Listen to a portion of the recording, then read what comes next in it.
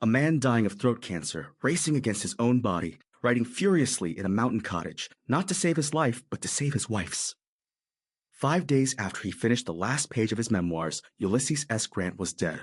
And those memoirs, they earned Julia Grant the equivalent of $14 million in today's currency.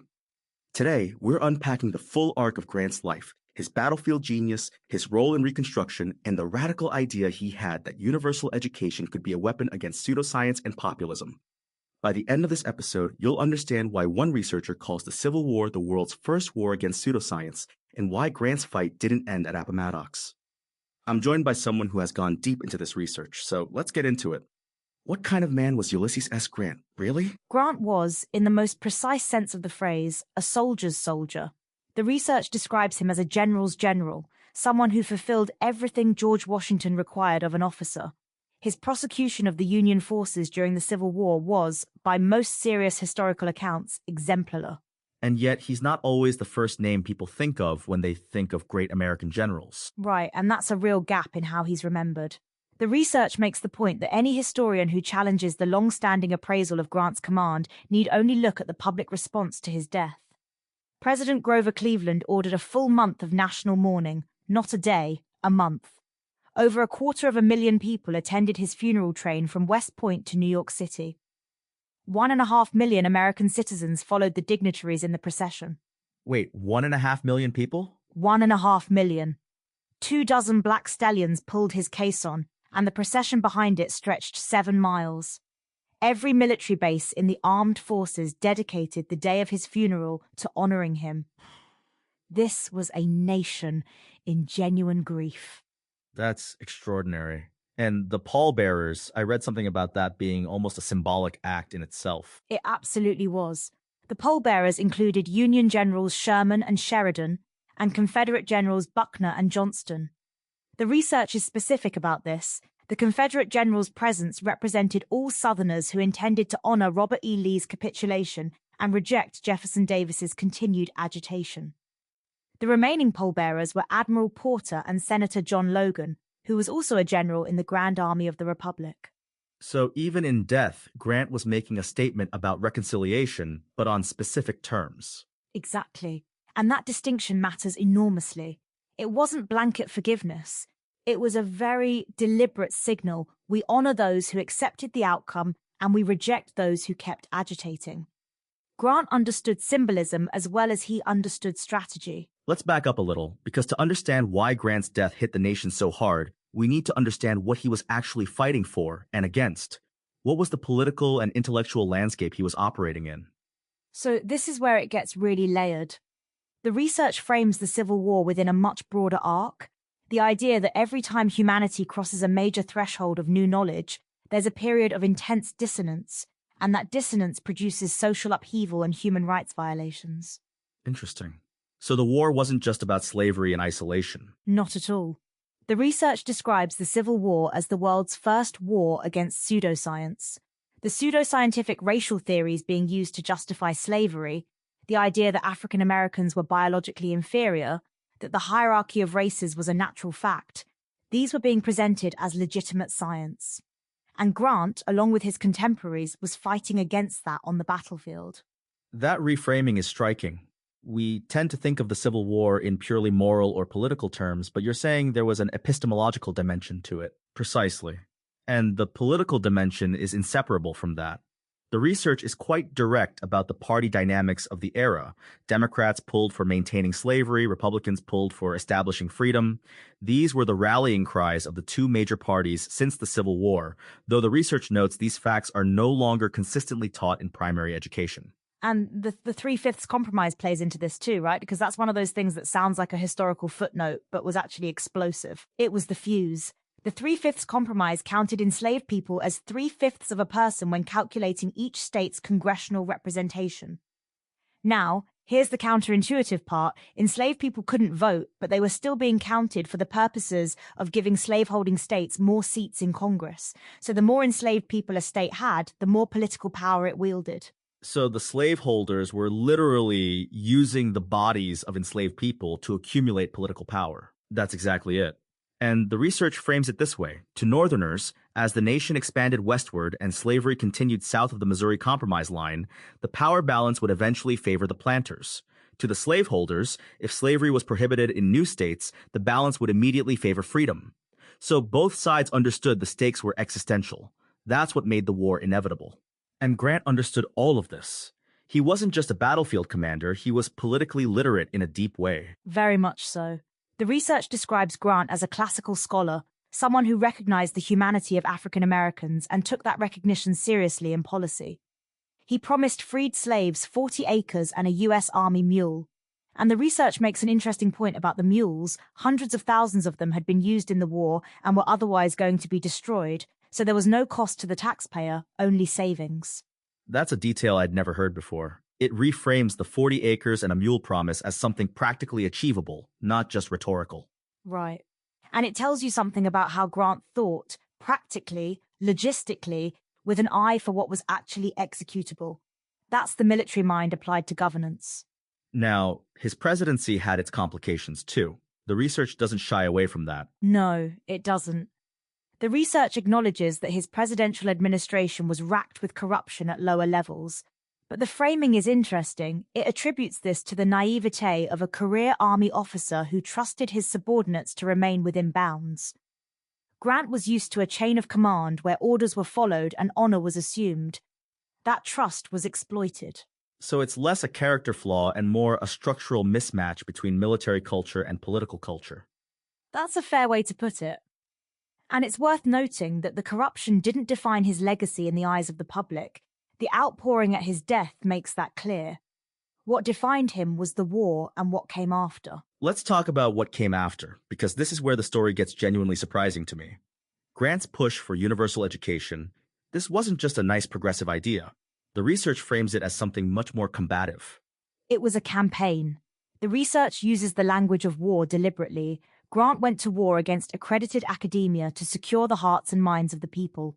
His goal was to properly inform every United States citizen on the structure and function of their government, their civil rights, their civic duties, and to disavow the racist assumptions being imposed on African Americans. And this was the first time in human history that a nation mandated universal primary education for every citizen. According to the research, yes, for the first time in human history, every citizen of a nation would be required to acquire a primary education. And Grant made certain it would no longer be a blessing enjoyed only by a privileged few. That's a radical act. Education as a democratic equalizer, but also as a defense mechanism against manipulation. Defense against what, specifically? What was he afraid of? Populism. The research is very clear on this.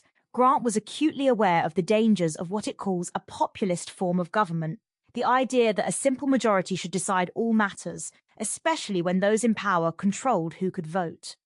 He and most of his contemporaries lamented that the public didn't recognize the dangers of this, dangers that the Founding Fathers had explicitly warned against. So he saw an uneducated public as vulnerable to exactly the kind of manipulation that had sustained slavery. Exactly. His belief was that truly enlightened citizens could never again enslave or oppress their fellow man, much less raise arms against a just government. Education was the inoculation against the pseudoscience and the demagogy that had caused the war in the first place.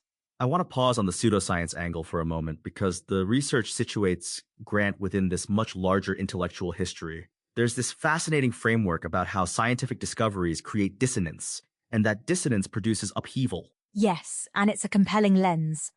The research traces this from the invention of the optical lens, Ibn Sal's lens, and shows how each major scientific discovery created a rupture between existing belief systems and new knowledge. Galileo's telescope, Van Leeuwenhoek's microscope, Pasteur's germ theory, each one destabilized the intellectual order of its time. And the Civil War fits into that arc. The research places it there explicitly. By the mid-19th century, you had competing schools of thought on everything from the origins of disease to the origins of life. The research identifies three camps: agnostic scholars, atheist scholars, and classical scholars. And Grant is identified as a classical scholar. What does classical scholar mean in this context? It's a bit nuanced. The research describes classical scholars as those who were cautious about overreaching. They'd already been burned on debates like spontaneous generation, so they were careful about forming strong opinions on unsettled science. But they also had a tradition of recognizing human dignity that cut against the pseudoscientific racial hierarchies being promoted by others. And Grant's cancer diagnosis actually intersects with this scientific landscape in a poignant way. It does. Grant was diagnosed with throat cancer, and the research notes that at that point in history, nobody fully understood cancer. Following Pasteur's discovery of microbial pathology, the agnostic scholars suspected cancers were caused by microbial life forms. The atheist scholars thought cancer might be evolution occurring at the cellular level. The classical scholars, having sided with theologians, had historically viewed diseases as divine punishments for sin. The true genetic origins of cancer wouldn't be discovered until the middle of the 20th century. So Grant was dying in the middle of this unresolved scientific debate about what was even killing him. And he responded to it the way he responded to everything, with discipline and a clear objective.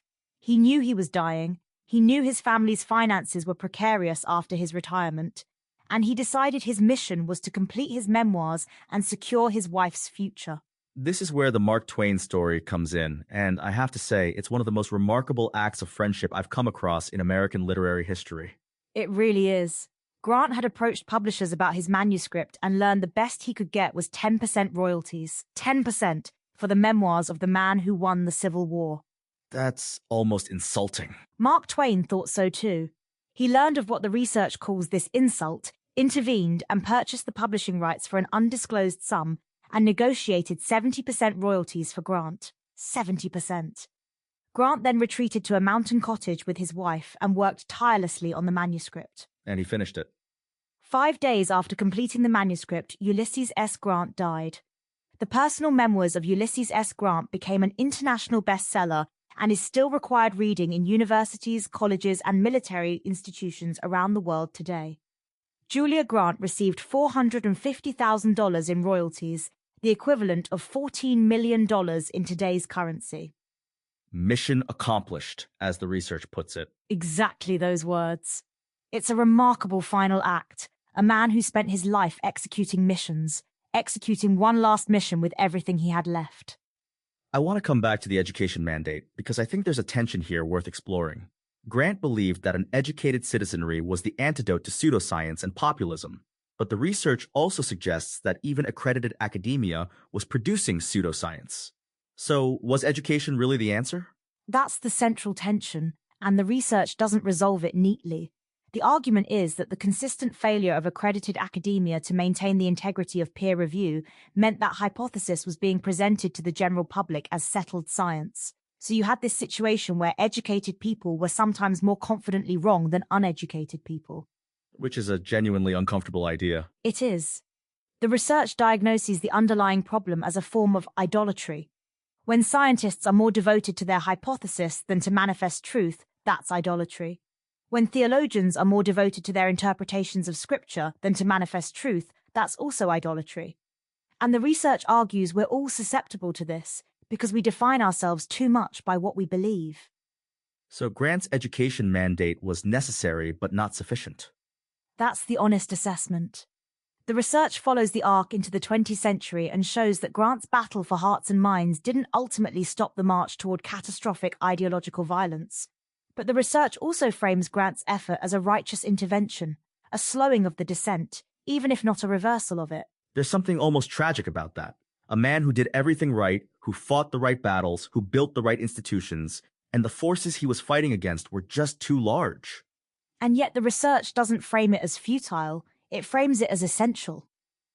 Without Grant's interventions, on the battlefield, in Reconstruction policy, in the education mandate, the descent would have been faster and steeper.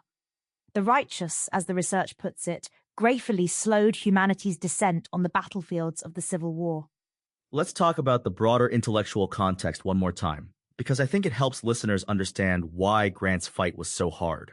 What were the competing forces in the academic world of his era? So you had this explosion of scientific discovery in the 19th century, Pasteur's germ theory, Darwin's theory of evolution, advances in cellular biology.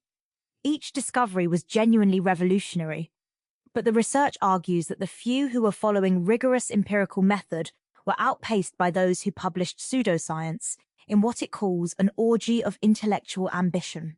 An orgy of intellectual ambition. That's a vivid phrase. It captures something real. When new paradigms open up, there's a rush to claim territory, to be the one who explains everything. And in that rush, rigor gets sacrificed. The research traces how this dynamic played out from the biological sciences into the political sciences. The same abuse of the word scientific in popular discussions on science was mirrored by the abuse of the word democratic in popular discussions on politics. So the problem wasn't just bad science, it was bad epistemology, people not knowing how to evaluate claims. Precisely. And that's why Grant's education mandate was so targeted. He wasn't just trying to teach people facts, he was trying to build a citizenry capable of evaluating claims, of recognizing when they were being manipulated by specious thinking. The research describes his goal as filling the nation with informed citizens. And the republic versus democracy distinction matters here, too. Grant was defending a republican form of government, rule of law, against populists who believed a simple majority should decide everything. Right. And the research makes the point that this distinction is embedded in the Constitution itself. The United States is described as a republic, not a democracy. But there has always been a faction insisting it should be, or already is, a democracy. Grant saw the danger in that, especially when those in power controlled who could vote. Which is a very live concern, not just a historical one. Very live. The research is drawing a through line from Grant's era to the 20th century and beyond. The pattern it identifies, academic dissonance, pseudoscience presented as fact, populist manipulation of an uninformed public, that pattern doesn't end with Grant's death. So when you step back from everything we've covered today, here's what this really comes down to. Grant wasn't just a general or a president. He was a man who understood that the battles fought on paper and in classrooms are as consequential as the battles fought on fields. And he acted on that understanding with the same discipline he brought to Vicksburg and Appomattox. The education mandate wasn't a soft policy, it was a strategic intervention. He identified the enemy, which was ignorance weaponized by pseudoscience and populism, and he deployed the only tool that could address it at scale, universal education. And the memoirs are part of that too, in a way. He was leaving behind a first-person account of what actually happened, in his own words, so that history couldn't be as easily distorted. That's a really important point. The personal memoirs of Ulysses S. Grant are still required reading in military institutions around the world. He wasn't just writing to earn royalties for Julia, he was writing to set the record straight, to give future generations a direct line to the truth of what the war was about and how it was won. And the fact that he finished them 5 days before he died, there's something almost mythological about that. It is. The research uses the phrase the long retreat to describe his final months, a military metaphor for a disciplined withdrawal under pressure. He was retreating from life, but doing it on his own terms, with a clear objective and a plan. That's Grant to the end. What's the takeaway for someone listening to this today? What does Grant's story actually mean for how we think about truth, institutions, and public life right now? I think the research offers a genuinely uncomfortable insight that the failure to maintain intellectual integrity, whether in science or in politics, has consequences that compound over time. Grant saw this clearly. He understood that pseudoscience and populism weren't just wrong, they were dangerous. And he understood that the antidote wasn't just winning arguments, it was building institutions that made informed citizenship possible.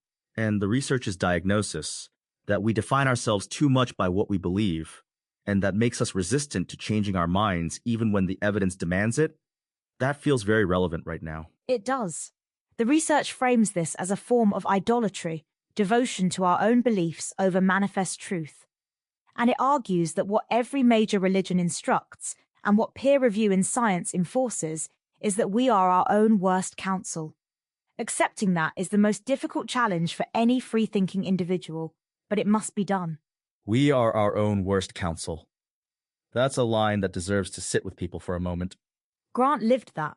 He was not a perfect man, and the research doesn't pretend he was, but he was a man who kept his eye on the objective, freedom, informed citizenship, the integrity of the Republic, and he pursued it with everything he had, right up to the last page of the last chapter. Here's what I keep coming back to. A man dying of a disease that nobody in his era fully understood, writing by hand in a mountain cottage, racing against his own body to finish a book that would secure his wife's future and set the historical record straight.